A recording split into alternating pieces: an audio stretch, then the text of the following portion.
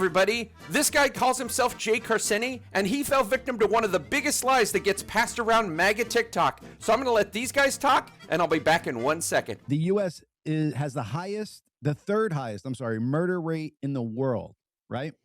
Yeah. Third highest in the world. If you remove these 5 cities, Chicago, Detroit, Washington, D.C., St. Louis, and Philadelphia, then the U.S. is 189th out of 193 countries in the world. And what do all those cities have in common? I know. They're Democrat-run cities.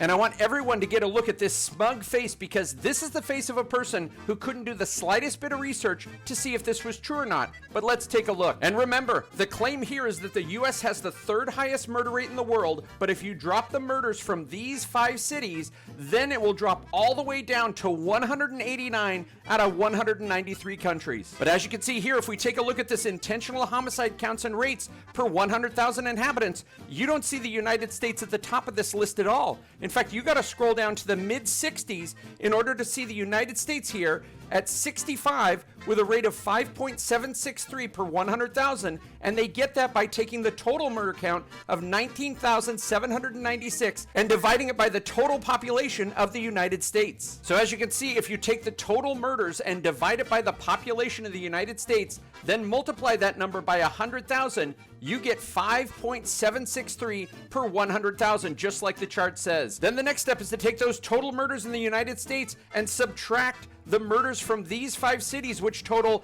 1,713, and that leaves us with 18,083 murders without these 5 cities included. And then we're going to do the exact same thing we did up here with this new number. So we take 18,083, divide it by the population of the United States, multiply it by 100,000, and you get 5.264 per 100,000 instead of 5.763. And if we head back over to this chart with that 5.264 number, you'd see that the United States wouldn't drop really far at all. They'd actually go from 65th, they drop about 2 spots, and they'd be just above Zambia, just above this 5.25 number. So yeah, they drop about 2 slots on this list. And that's the problem with clowns like this, that will simply hear something on a podcast and repeat it because they simply want to believe it's true instead of doing an ounce of research. Do better, buddy.